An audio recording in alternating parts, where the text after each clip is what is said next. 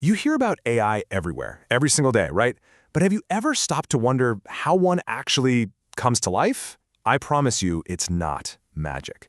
It's this incredible journey that starts with a very human idea, goes through a kind of schooling, gets tested, and even develops an ethical compass. In this explainer, we're going to walk through the entire life of an AI model, from the moment it's just a thought all the way to deployment.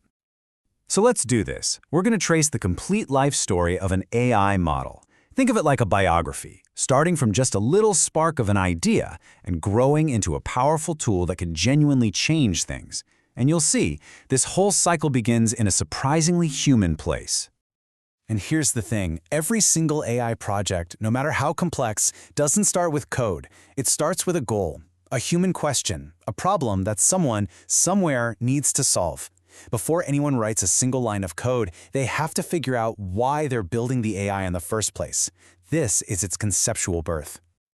That quest follows a pretty clear path, what we call the AI project cycle. First up, you've got to define the mission. What exactly is the problem we're trying to solve?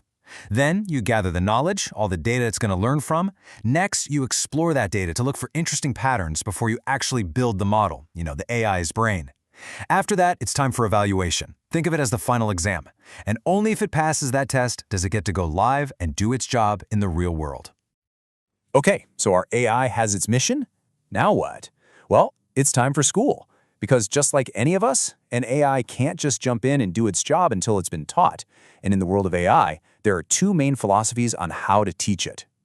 And those two teaching styles are laid out right here. On one hand, you've got supervised learning. The best way to think about this is like a teacher giving a student a textbook that has all the problems and the answer key in the back.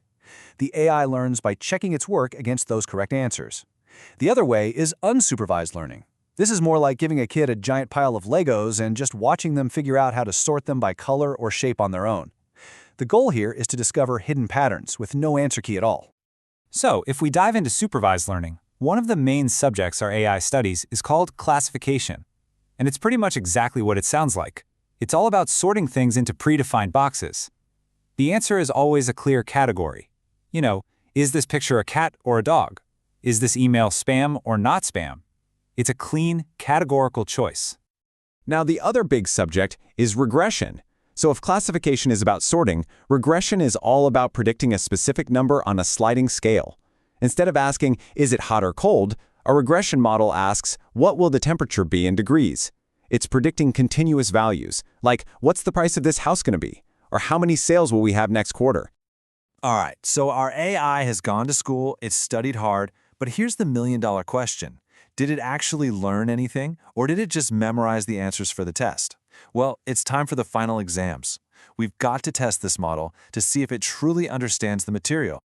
This whole stage is called model evaluation, and it's literally like giving the AI a report card. That's the best way to think about it.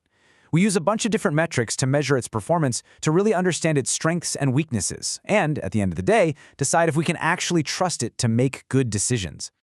Now, one of the most important tools for this report card is something called the confusion matrix. Okay, I know it looks a bit technical, but the idea is super simple. It's just a grid that shows us exactly what the AI got right and what it got wrong. Let's use that spam filter example.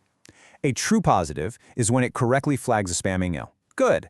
A true negative is when it correctly leaves a normal email alone. Also good. The mistakes are the other two boxes. A false positive is when it marks a real email you need it as spam. That's annoying. And a false negative is a spam email that it misses and lets right into your inbox. And this is why that matrix is so important. Because looking at just one number, like overall accuracy, can be a total trap. For instance, imagine a model built to detect a rare disease that only affects 1 in 100 people. If that model just predicts no disease every single time, it'll be 99% accurate. But it's completely useless, right? Because it fails at its one job, finding that one person who actually needs help. This is why we need tools like the confusion matrix to see the whole story, not just one misleading score.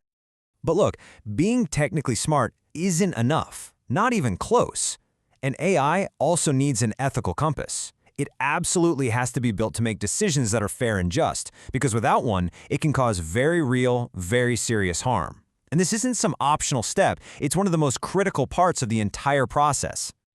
The stakes here are incredibly high. This quote points to a famous, real-world disaster, a hiring algorithm that literally taught itself to be biased against women.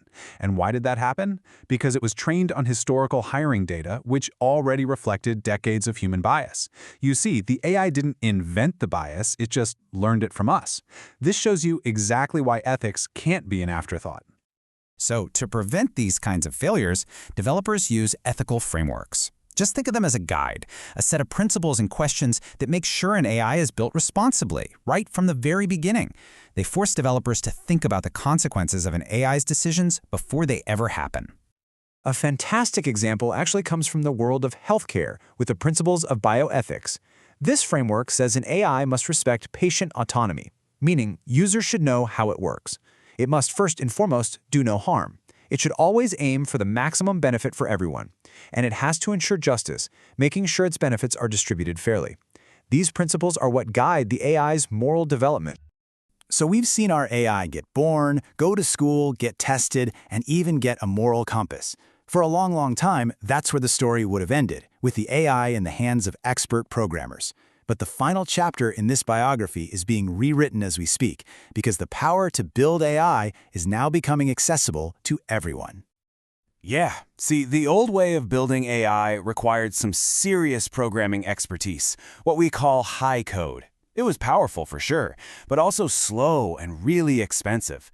The new way? It's no code. We're talking about visual platforms with drag-and-drop tools that let anyone, doctors, artists, small business owners, you name it, build their own AI models without writing a single line of code. It's a total revolution in accessibility. And that brings us to the most exciting part. The life story of an AI is no longer something written only by specialists in a lab. The tools are now in your hands. So this isn't really the end of our explainer, it's a new beginning. And the only question left is, what problem will you solve?